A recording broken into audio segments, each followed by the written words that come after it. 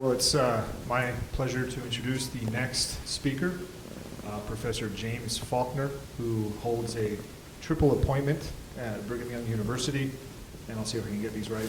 He's a professor of philosophy, the Richard L. Evans Chair for Religious Understanding, and the co-director of the Wheatley Institute at BYU.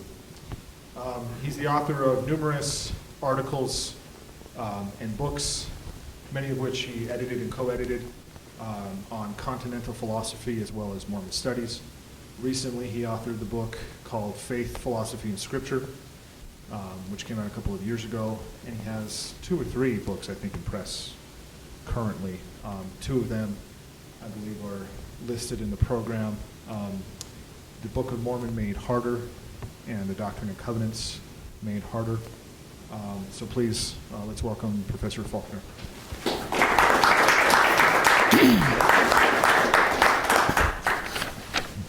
Let me check and make sure what time I'm supposed to stop. Okay. What I'd like to do today, you have this handout, I hope. If you don't, raise your hand and we'll make sure you get one. But, excuse me. I want to just talk through the handbook to start with, to talk about the sort of the history of the LDS notion of intelligence. And that'll be a way of talking about B.H. Roberts' contribution, what he did, and what happens there. I also, though, then want to, at the end, raise some questions about the nature of this historical discussion.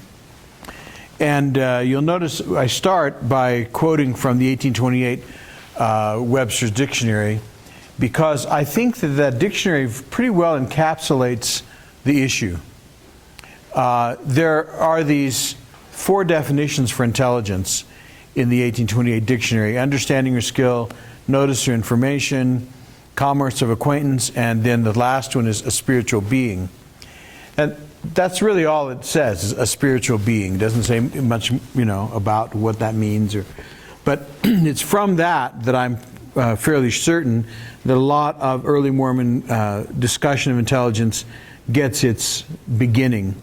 And that ambiguous beginning remains a part of the early Mormon discussion. So you have the quotation from Abraham that there are 2 spirits, one being more intelligent than the other. You have the quotation from D&C 93 that man was in the beginning with God, but as we talked about for a minute with, I think it was with Grant after the last session, beginning is itself an ambiguous term. Are we talking about an absolute beginning? Is beginning merely metaphorical, there never was a beginning? Are we talking about the beginning of the things pertaining to this earth? That remains unsaid. So you have a number of these statements that I have listed here. In 1839, Joseph Smith says, "The spirit of man is not a created being. It existed from eternity and will exist to eternity." And we'll see Roberts using this and similar statements to argue for the eternality of individual intelligences. But most early Mormons appear not to have believed that that was the case. Most of them appear to have believed that the spirit of man was some larger stuff from which God created into the individual spirits that we are acquainted with. We have a number of these things, but behind much of the discussion is, I think, the first thing is this 1828 definition: intelligence is a spiritual being. In the 1843 point in D&C 131, that all spirit is material. So these 2 together form the background for the discussion of intelligence in Mormon doctrine, Mormon history.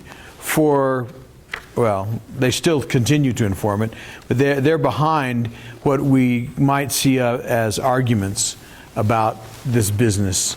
There are various ways of trying to think about what it means to say that we were there in the beginning. Blake also has pointed out that this may be a kind of ideal existence, that we are there in some sort of ideal form. It's clear that that I think it's clear that Roberts tend to think of it much more in terms of material. There's some sort of spiritual material that's there. There are various, as I said, a variety of ways of trying to think about that. But the possibilities of going in any of several directions were there all along. We have also, of course, the King Follett Discourse, in which persons existed in spirit, and Joseph Smith says that the mind of man is as immortal and is co-equal with God himself. And this is probably the closest statement to something like Robert's position that comes out of early Mormonism. As you know, however, the King Follett Discourse isn't recorded word for word. You have various versions of it in various people's records. So there are arguments about how to take that. The best text is the one that I mentioned here. I think Stan Larson has given us this King Follett Discourse, a newly amalgamated text in BYU Studies in 1978, where he's taken all the notebooks and really, I think, done a great job of bringing them together to create some kind of intelligible text. Even with that, looking at that text makes it more clear than ever that what we're dealing with is a reconstruction, a remembered reconstruction. So you have to be careful not to pin too much on particular words or particular grammatical forms or anything like that, because it's unlikely that we can have that kind of accuracy there. You have the hymn, O My Father, in 1845. Eliza R. Snow writes that hymn. She leaves it, she talks about a primeval childhood, and she, we all know the hymn, but there it isn't. It doesn't say anything about what about before spiritual birth. It's clear that there was a spiritual birth, but she leaves that ambiguous. The first person to really begin to talk in these terms is Orson Pratt, and Pratt has this kind of Leibnizian view of the world, where you have these indivisible particles, each with some degree of intelligence. And those individual particles, atomistic particles, make up the building blocks of the entire universe. And everything has this intelligence. And what we think of as the laws of nature are really just the cooperation of these various intelligences with each other. They communicate and they cooperate with each other in various ways. It's a really interesting and frankly often bizarre, from our point of view at least, bizarre notion. He denies gravity, for example. There is no gravity because that would require action at a distance, and he's against it. So he has this. It's just. I think that you should take a look at his work. It's very interesting stuff. But this may be, as far as I can tell, the first definitive case where you've got a Latter-day Saint postulating the eternal existence of individual infinite intelligences of some kind. His brother Parley talks about individual organized intelligences being made of spirit matter. So he seems to be, in the Journal of Discourses, Parley seems to be taking the other side of the view. Are individual intelligences eternally existent in themselves, or are they not? But they come into being at some point. And it appears that Orson Pratt took the they are eternally existent as individuals view, and Parley took the no, they're not view. But that isn't perfectly clear, because Terrell Givens tells me that Parley Pratt is the origin of most of Orson Pratt's thinking. Now, I haven't seen the documents on that. I don't know what makes him think that. So I'm interested to see what he's working on this issue right now. So I'm interested to see what he comes up with. But I have to leave that one up in the air for now. Brigham Young, this won't surprise those of you who are familiar with Brigham Young's writings. He's all over the map on this one. There are times when it sounds like he's talking about eternally existent individuals. There are other times when it sounds like he's not talking about. He's talking about the stuff out of which men are created. But John Taylor may have one of the most interesting ways of talking about intelligence. There are a number of occasions, I have one of them here that I recorded from the Journal of Discourses, one of them where Taylor talks about, say, we are part of deity. and this is quotation, our spirits are a part, as it were, of the great Jehovah. And we have been struck from his eternal blaze. Now, he likes that metaphor. I'm not quite sure what to do with it. I don't know what to make of it. That there is this God, and we are somehow taken off from him. But his way of thinking... Now, this fits with... it's not completely coherent, but in general, this view of Taylor's fits with Pratt's and others who also have this idea that there is an intelligence that is throughout the whole universe that informs everything. Pratt deals with that by making it atomistic. Others make it a more spiritual kind of thing, but there's something that fills the whole universe, and it appears that Taylor may be using that idea. There's something, it isn't the Father, although here he calls it the great Jehovah, so it's the Son, but there's this spirit that fills the universe and everything partakes in that. So this is a fairly common view with a number of variations well into the middle 19th century. Now, an anonymous source, this is an odd thing to say. All right, so someone whom I trust a good deal, but who doesn't want to say publicly where he got his work or have his name used, anyway. So, a correspondent wrote to me last week to say, I saw your little outline, and I think you should know that I have found a place in the 1890s where B.H. Roberts, earlier than some of the other people that we're going to talk about, talks about eternally individual intelligence. But he wouldn't tell me the place, and he wouldn't let me use his name. So, there you go. Don't know what to do with that. If not, all right, if that's, I don't know, as I said, I'm not quite sure what to do with this one. I don't think this is a person who just makes stuff up. So, but if not, then the first place that we can really find a clear connection, a clear argument for this view is in the work of Nels Nelson. Nels was an English professor at BYU, very popular. He was sort of the Hugh Nibley of his day. When the Mazer Building was dedicated, President Smith, Joseph F. Smith, said, they asked what they should put in the cornerstone, the standard works and 3 or 4 books by Nels Nelson. That's what he wanted in there. One of the lessons of life is remember Nels Nelson. Nobody knows who he is. And in the early 20th century, everybody knew who he was. So don't forget that when you become famous. But Nelson writes this article in 1895, in which he identifies intelligence and the uncreated ego. Now, Nelson and Roberts both thought of intelligence as conscious. I don't think one has to think in those terms in order to have individual uncreated ego entities. So whether it's an ego or not is another question. But he talks about this intelligence as uncreated ego in The Contributor, an early church magazine.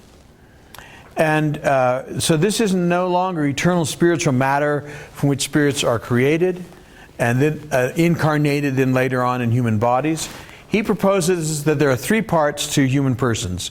There is the intelligence, then there is the spiritual body that God creates using that intelligence, and then there's the mortal body that your parents and God create using the spiritual body. So this is the first time it's really quite clear that that's the doctrine that that's being espoused. He continues to talk about this.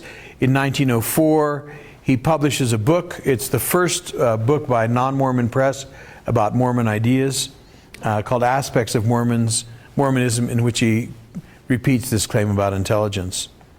And his argument is this is the only satisfactory way to account for Joseph Smith's teaching the spirits / intelligences. And Joseph Smith clearly uses the terms quite interchangeably. But it's the only way really of accounting for the fact that on the one hand, intelligence is eternal, and on the other hand, there's a spiritual birth. So Nelson says, look, you have this problem in Mormon ideas, that the spirit of man is eternal and that God gave birth to human spirits. How do you deal with that? His way is to have this tripartite way of thinking about human beings. That belief really takes hold quite quickly. And in fact, I think that the belief in the eternal individuality of spirits is one of the things that best demonstrates how Latter-day Saint belief grows, not just through pronouncements from on high by general authorities, but the things that become popular among the membership of the church bubble up to the surface and can become at least more widely held, if not officially prescribed as doctrine. And so, for example, Nelson has suggested this in 1895. In 1904, he publishes his book. In 1905, Lycurgus A. Wilson, who nobody knows of, I can't find out much more about him. Lycurgus A. Wilson was a secretary of some kind to church leadership. It's not, as I say, I'm not sure yet what his job was. But he wrote a report that was for the leadership of the church, but that was published in the Deseret News. And it was called Outlines of Mormon Philosophy. It had been written under commission from the brethren, and in it he says, intelligences always were and always will be individual entities, and however varied in capacity, never had a beginning and can never be annihilated. That may be the earliest, very clear statement of this particular doctrine. And he makes this really, official. But, this is official but because I think it's important to recognize some things we're going to see. As I said, this spreads rapidly. B.H. Roberts talks about it in 1907. But at the same time, in 1907, Charles Penrose, member of the First Presidency, in conference denies the view that Roberts has espoused. I have this quotation there from 1911 where he says that a lot of people have thought about this. He doesn't name Roberts by name. I'm sorry, he does. This is the basis of Brother Robert's doctrine, namely where he speaks of man's eternity. He says, he doesn't say you can't believe it, but he does say it's not true doctrine. At the same time, Anthony H. Lund, the other counselor in the presidency, and I think that Penrose was first and Lund was second, but I wouldn't swear to that. Anyway, Lund writes about this conference address in his journal, and he makes a point that he believes that Penrose is right. So the First Presidency, two members of the First Presidency are publicly arguing against Roberts' view, at the same time that the view is spreading like wildfire. In 1915, John Widsoe publishes Rational Theology, and in it he says it is clear that man has existed from the beginning. And that but he puts "from the beginning" in quotation marks, playing on this ambiguity we talked about earlier. Now, which general conference was this at? No, Widsoe's is not in general conference. No, You know what? I would have to look that up because I find it in Lund's journal, not in the conference reports. because you said a conference address. Yeah, it was a conference address, but the record that I have of it came from Anthony H. Lund's journal. So Widsoe takes the position that's growing, but fudges a bit in Irrational Theology. It's clear from that and other places that he is in line with the Nelson Roberts view. But Lund and Penrose continue. You have this thing from the Liahona, the Elders Journal, where Penrose again in 1918 comes out against the Nelson and Nelson and Roberts view. He says that there's a difference between intelligence as the intelligence of an individual person and the intelligence as the matter from which persons are made, spirits are made. But the very next year, Talmage, in the Vitality of Mormonism, says, individualism is an attribute of the soul and as truly eternal as the soul itself. So as I say, you can see this beginning to grow as a belief among Latter-day Saints. But still, even in 1921, you have Penrose again resisting, arguing against the claim. In 36, Joseph Fielding Smith took the position, basically, the we don't know position. He says, some people have tried to explain it, nobody really knows. Then he says, we know, however, there is something called an intelligence which always existed. It is the real eternal part of man which was not created or made. The intelligence combined with the spirit can constitute the spiritual entity or individual. So he sort of leans in the direction of the Roberts view, but he's trying to hedge his bets and say, we don't really understand what that means, and we can't really deal with it.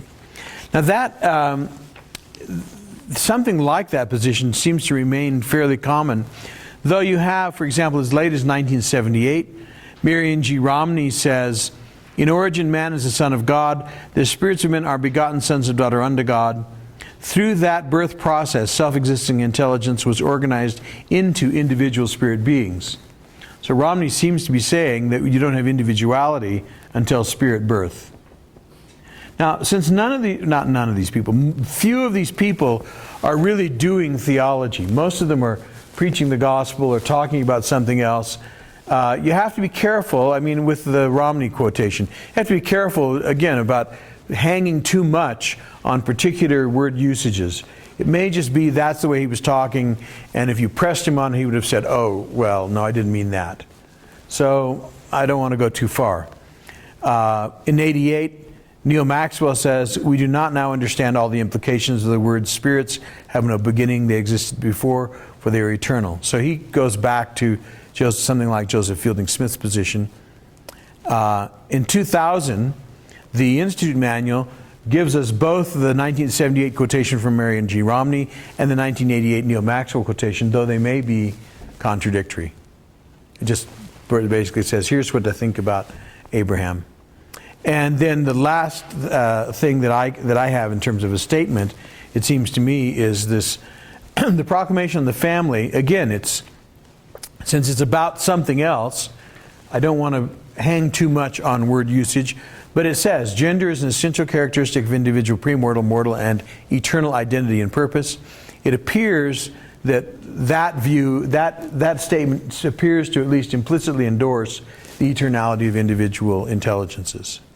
So that's sort of the history of the doctrine as I've been able to reconstitute it. And I guess I would say two major things about it. The first, I've already suggested by talking about Revelation. And the first is that I think it's really important to see this as showing that revelation, continuing revelation, is not only what comes from the mouth of the prophet. Of course it comes that way. If you're a believing Latter-day Saint, you're going to say that. But it also comes through the church as a whole. And through Mormons deciding what they take to be doctrinal over time. There's an article about this in Element, the publication for SMPT, by Nathan B. Oman, called Jurisprudence and the Problem of Church Doctrine.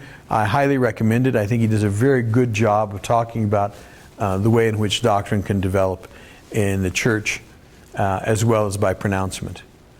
But in the absence of official, definitive statements by the LDS Church, Mormon understanding of what constitutes doctrine is essentially an ongoing hermeneutic process. And over time, that process yields results that are not the decisions of anyone. They're the decisions of the group as a whole. They're not the decisions of some authority. They're nevertheless held by a majority of the church and may even become to be authoritative doctrine. At this point, I don't think that this is a doctrine that has become authoritative, but it's certainly widely held. The other thing that I'd like to do with this, though, is then to talk about these three different ways of understanding Joseph Smith's teaching, briefly talk about them, and then opened up for discussion. It seems to me that we can say that there are these three ways of trying to understand intelligence. And the first is that intelligence is some kind of material from which all persons except God are made. Whether the Son and the Holy Ghost are constituted by this material or not, or whether they're there are three beings that are not made is unclear. But in this version of things, there is God, and there is the stuff of which persons are made, and God remains absolute, he remains sovereign. And the sovereignty of God, when you read people like Penrose or Lund, appears to be the issue they're afraid will be lost. Somehow God's sovereignty will be compromised if there are other existing intelligences eternally. And this may be the original position among the early saints. Part of the problem is, again, since they were not it's a funny sort of thing. There was a lot of talk about Mormon belief and ideas. There's a lot of speculation, but there wasn't a lot of systematic, coherent exploration of ideas and trying to make sense of things.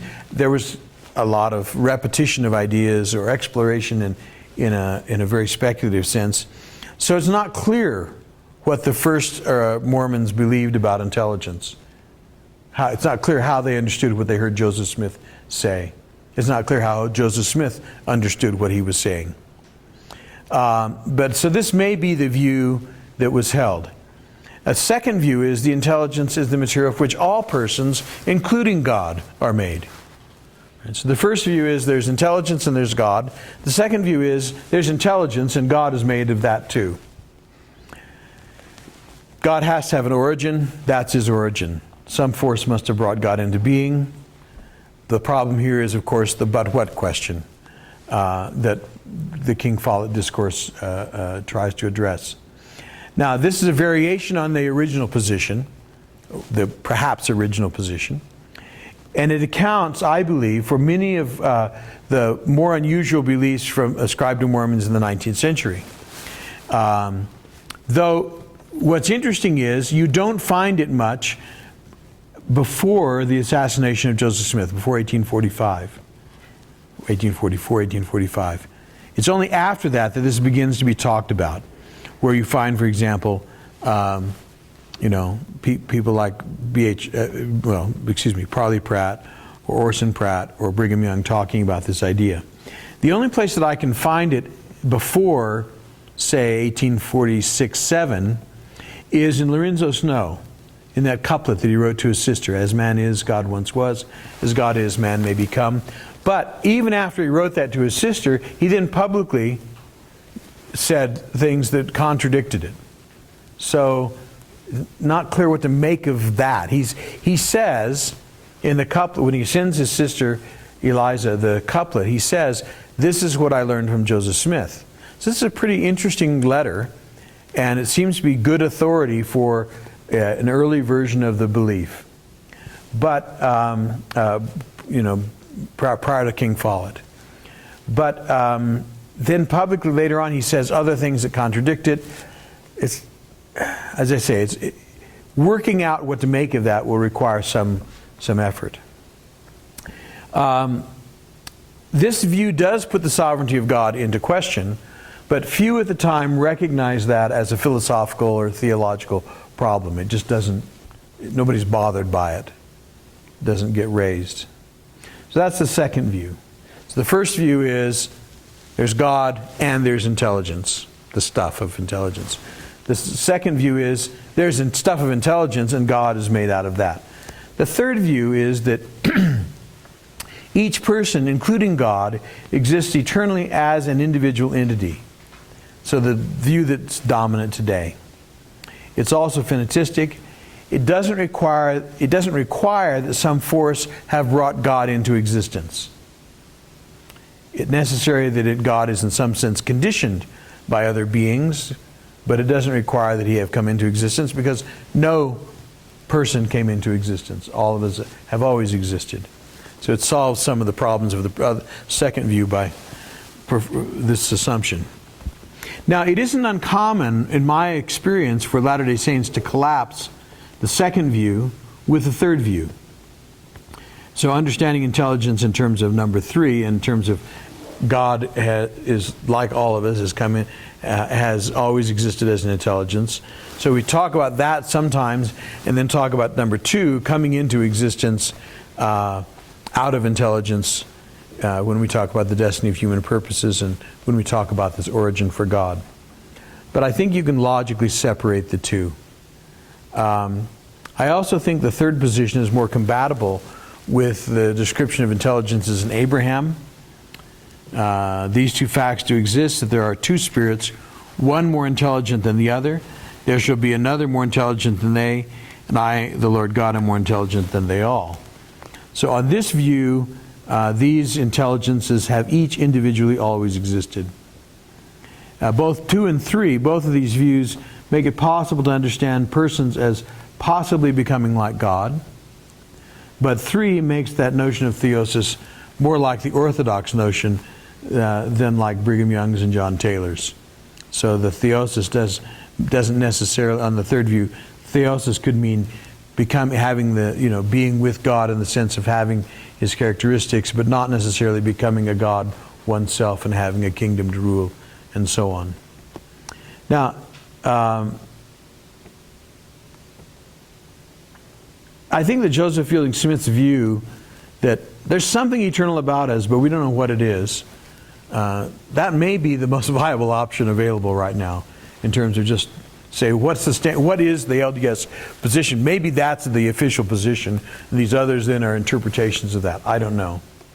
I don't think, however, that anyone holds the first position anymore, that there is God and there is the stuff of intelligence separately. I'm somewhat skeptical that, too, the 19th century version of this, the Brigham Young version, I'm somewhat skeptical that that will work. So I think that of the 3 versions of intelligence that we see in the history of this idea, the third one is probably the one that makes the most philosophical, theological sense. So that's the one I lean toward, but like everything else in Mormon theology, I'm ready for someone tomorrow to pronounce me absolutely wrong. And, there would be no big surprise in that. Discussion.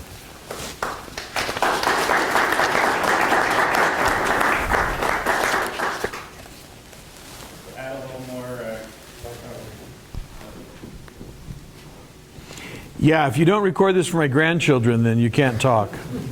Just to add a little more grist for the mill, the 1864 John Taylor statement that basically talks in terms of emanationism, that's a very old view in Mormonism that goes back to Joseph Smith in 1832, 1833, and seems to have been the view of Orson Pratt and a number of other major leaders in the 1830s. There's an 1832 revelation that Joseph Smith, sang in tongues and translated, that's uncanonized, that says that Adam emanated from God.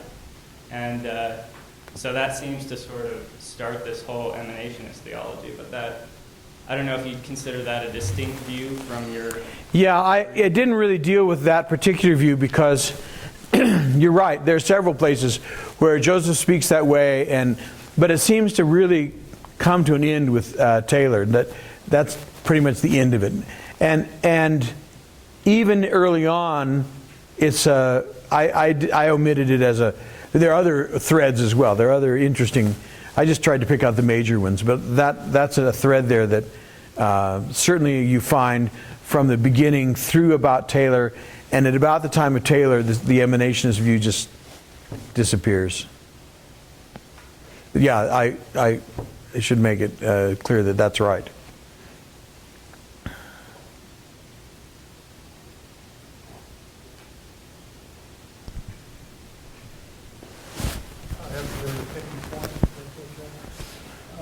I don't know that Penrose held the position that you attribute to him.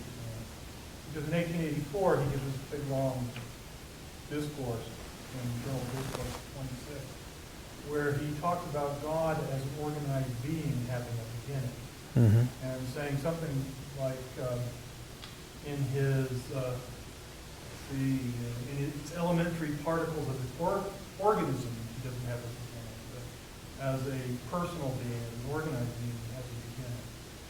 Yeah, I don't think I attributed a particular position to Penrose on God's status, only that he rejects. Okay, I thought that was the point. I probably read into what you were saying. No. When you were talking about the sovereignty of God, that way. Because later, in that same discourse, he even says, some people will say this is a low idea of God that I can Right. resolve it. No, he like Orson Pratt, has this idea of the intelligence filling the universe. So he doesn't have the first version where there's God who's separate from intelligence. What he denies is that, my only point with using Penrose is that he's denying B.H. Roberts' argument that intelligence has always existed individually.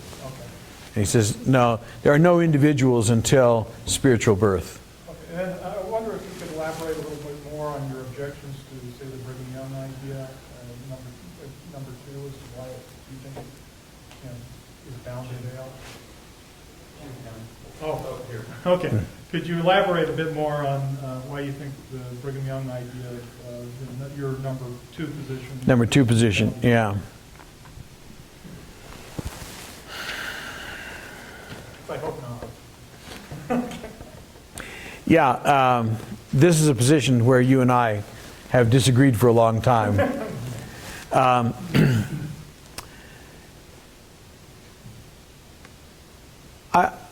I guess I have a hard time making the second version of this such. I guess that's a case where I would say I think this is too low an idea of God. That's the summation of my argument would be, I'm willing to go with Joseph Smith and make God anthropomorphic. I'm willing to do a lot of things, but at a certain point, he just becomes one of the boys for Brigham Young, and I don't want to go that far.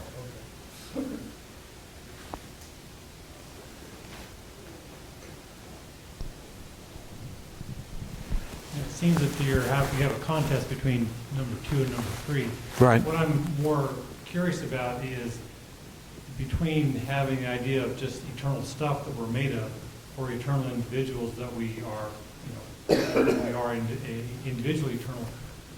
What are the theological and philosophical extensions of those two ideas for other things, for the problem of evil, for agency, for a whole host of other Right. issues? It seems like those two ideas lead us in pretty radically. They're very different consequences. When we extend them forward. Right. Now, the reason that I favor whether you take 2 or 3, all right. So you have, as long as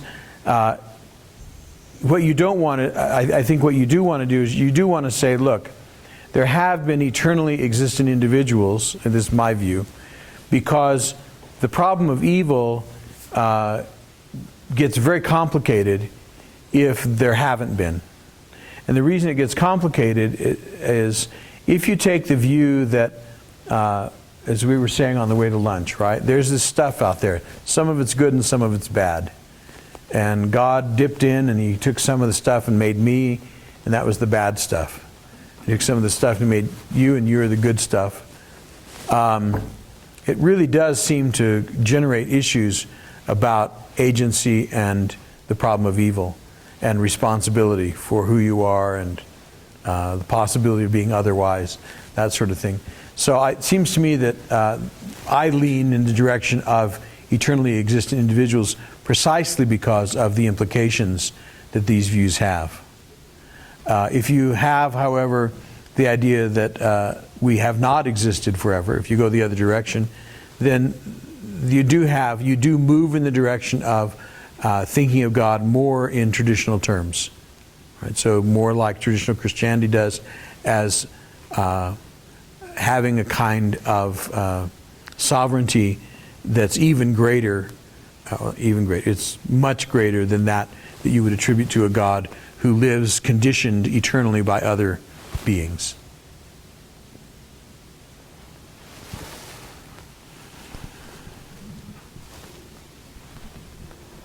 To go to Joseph Fielding Smith, it seems like he may have modified his Stanford a little bit.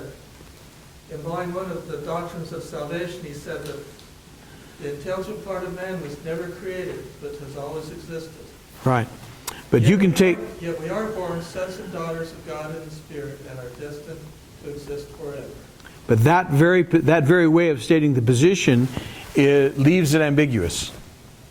Because when he says the intelligent part has always existed, he doesn't tell us whether it existed as an individual or as stuff.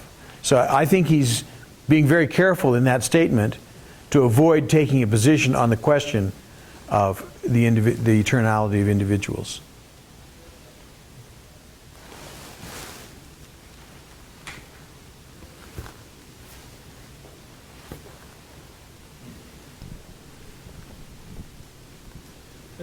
On the view number 3, I'm curious what we do with parentage then. The idea of birth. So Father in heaven, the first begotten in the Spirit, only begotten in the flesh. How do we hold those two together? Help me understand the problem, can you? So, in my reading of Brigham Young, he seems very hung up on the idea we need a birthing process at some point. You know, and so he'll and that seems to come up enough to where I can, it seems to be on his mind. This is why he's really pushing this. I'm curious how we maintain that birth, whatever it might be, with position number 3. How we hold it. Well, I guess I don't see. If you maintain that you could, with Nels Nelson, right? So suppose you say there are 3 stages to being a person. The first stage is intelligence. He thinks that's consciousness, but we could say, well, whatever it is, there's this stuff. And that stuff is not yet a spirit. And so to become a spirit, it has to be born. And that's the birthing process, whatever that is, in the spirit world. That's the first creation. And then the second creation comes when the person is born into a physical body. So it seems to me on both 2 and 3, you can accommodate that. Okay, so perhaps view number 3 didn't have as much of the, view number 2, I'm picturing a kind of a gathering process. Mhm. The stuff to create, to birth. I guess I wasn't seeing that much in view number 3 presence and misunderstood. Yeah, well, 3, the difference would be in 3, it's clear that there are these eternally existent individuals, but they still have to become spirits, and they can't do that on their own. That's not a good point. So that's a knowledge thing? Boy, we just reached far beyond what I could even think about. I don't know the answer to your question. I think that's one of the things to remember here is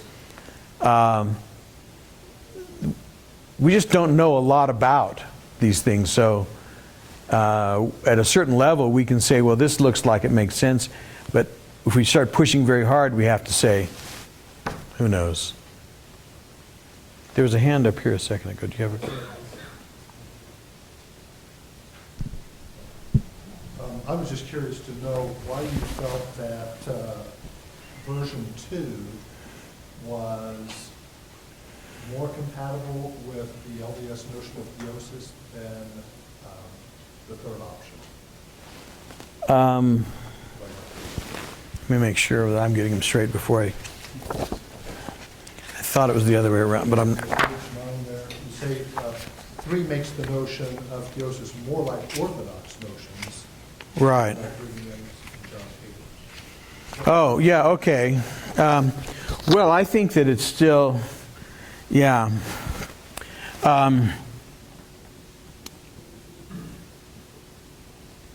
In 3, if God has existed as eternally as, suppose this intelligence described in Abraham 3:19, the most intelligent. So he's always been God. He wasn't. See, 3 makes that more possible to read. He's been God from the beginning. He's the most intelligent intelligence from the beginning.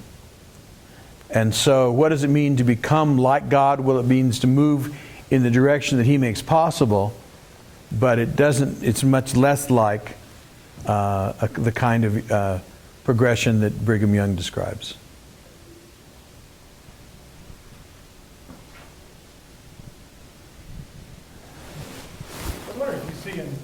these writings, though, a kind of tension. I think a lot of tension, Yeah, but between, you just Brigham Young being all over the place, but it seems to me that they all are. That when they talk about sovereignty, they tend to go that direction. And they Right. have a more democratic idea of God. It's that we can all become like God, we're all as eternal as God. And you've got both of those going on at the same time. yeah. Could the sovereignty thing be the weight of traditional Christianity on them, or do you think that's absolutely necessary to run? Of course, the answer could be yes, both. Right. I don't know.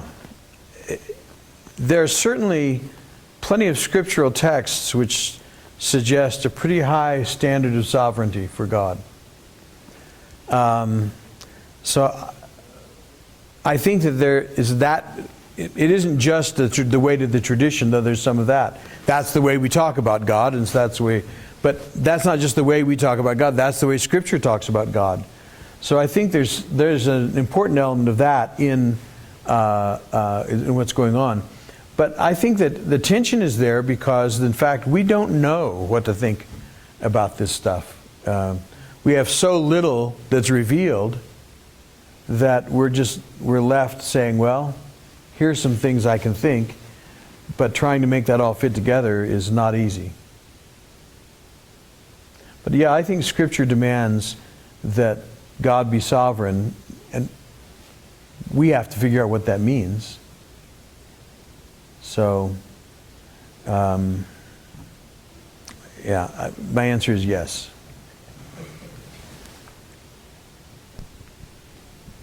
I know you didn't really touch on this earlier, so I heard it a little late, but it seems that Brigham Young and Heber C. Kimball really agree on a lot of those, things, but it seems that Heber C. Kimball's view, the potter's wheel, where you're thrown back in the mix and you drum it up and come back out.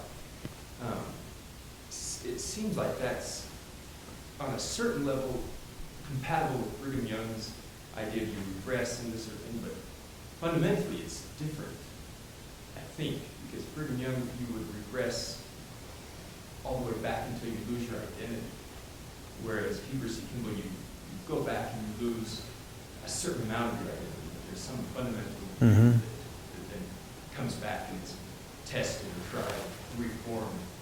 Can you speak to that a little? No, because I just don't know. I know less than you just said. So, I think it is intriguing to think about this question of, the possibility, of is it possible to lose your identity or not, even in the case, as you point out.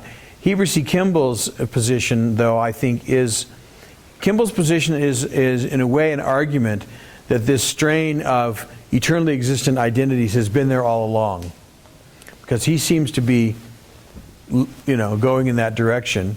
I would have to look more closely to see how convinced I am that that's what he's really arguing. But it may very well be that there's another point, a data point in the history to say there have been instances like John Taylor and some other places where you see this even before the 1890s. But what's interesting to me is that until the 1890s, and so that's all I can say about the regression. Is it seems to me you could use some of that as evidence to help think about this other question. But it's really interesting to me that it's not until the 1890s that the idea of individual eternality really begins to become the dominant idea. Before that, in one form or another, whether it's emanationism or some other thing, Mormons just don't seem to think in terms of eternally existent individuals. We came into being as spirits. That's when our individuality came into being.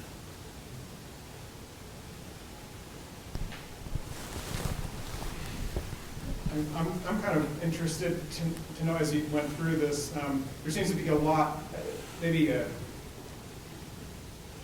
deals with intelligences and then spirits is a whole other ballgame, as there was Right. birth. and maybe you just didn't want to go there. But some of the things, emanationism, some of those things, the hymn that Joseph sang in tongues, and the pure language, the revelation of the pure language revelation. They kind of seem to deal more with kind of that.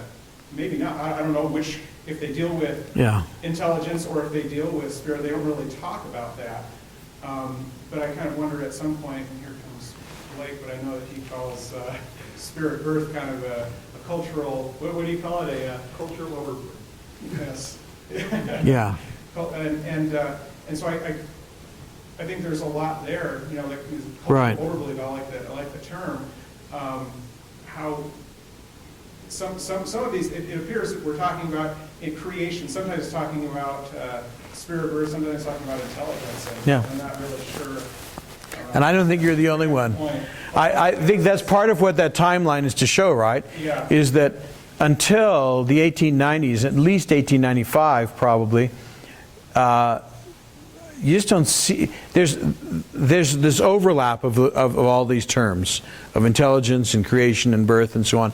And it's not until about the time of Nelson that you begin to get the idea of there's an intelligence and a spirit birth per se that's different than the other. You get this, it begins to become systematized in the way that we're now more familiar with. Brigham pushed that back because Nelson's like about 1904, and isn't, when we start talking, did Brigham really talk about intelligences and spirit birth, or he just talked about spirit birth in general?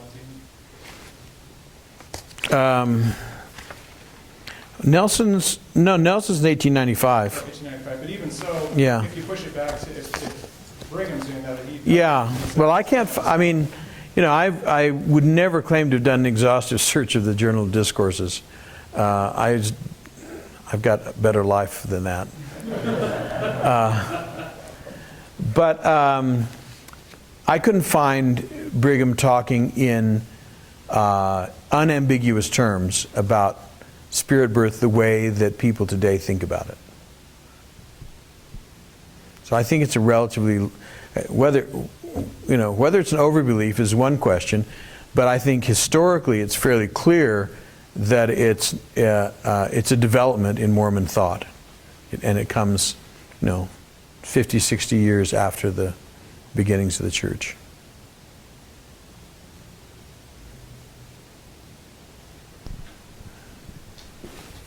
As I listened to your paper, one of the things that struck me was that you're fairly democratic in terms of choosing who it is that you're going to listen to on this topic. I think apostles and prophets almost exclusively. I know, but Except for Nelson, the guy who starts it. yeah. But you give a whole wide variety of people, and that strikes me as fairly democratic, and maybe you're very much a Democrat.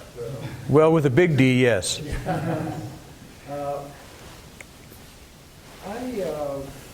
I like the idea on these kinds of issues of zeroing in on individuals and paying attention to those individuals. And B.H. Roberts was an individual that I think we ought to pay careful attention to. And by contrast, in some cases, a whole variety of the other people that you're indicating just were not as well informed, as widely informed, and as accurate as I think B.H. Roberts was in many cases. But you beg the question, right? The question is how to understand what Joseph Smith said. And you beg the question by saying, well, B.H. Roberts understood him better than the other people who were with him. And that's probably true.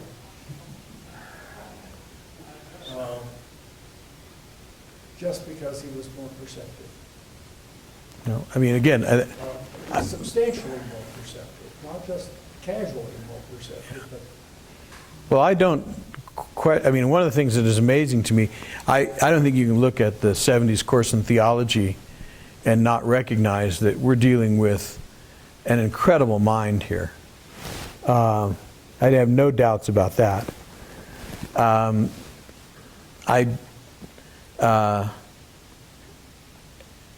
And I find it odd that I'm arguing with you about this since I pretty much agree with Roberts, but I still think that if we're talking about how do we understand these statements that Joseph Smith made, for which we don't have great records, we have records but not great ones, how do we understand them? The witness of those people who were with him and who understood what he said. Now, even they have, there are lots of issues with that very way of trying to reconstruct things. So I'm not trying to make that oversimplified, but I don't think in that kind of a discussion that Robert's perceptiveness necessarily carries more weight than John Taylor's, for example. And John Taylor's view is one that I find incomprehensible. I just don't get it. that's why Roberts carries more weight. People who are incomprehensible shouldn't be taken seriously. Yeah, well, that may be. We must. You made a statement that you think idea number 3 kind of become the common perception among the church. The general view, yeah. The general view, even though we don't have doctrinal pronouncements that declare it such. Are there any examples that you can cite in the history of the church where that has happened before, where there's something that becomes in such common parlance and such common understanding that then later it's given some type of imprimatur of orthodoxy? That's a really good question. The answer is no, because I haven't done the work. But my suspicion is that it shouldn't be that difficult to find them. I mean, it seems to me that that's why I wish Grant were here. We'd give Grant another job. I'm sorry? Spirit birth. Spirit birth, maybe one. I think there are issues like this that I think it would be an interesting question to we get some good historians on it, not some bad philosophers. One that pops into my mind is denying priesthood to blacks. We don't have a definite revelation saying blacks should not have the priesthood, and yet it became the common thought, even among the general authorities, that this is how it should be. Yeah, and the 70s course is a particularly awful example of that very discussion.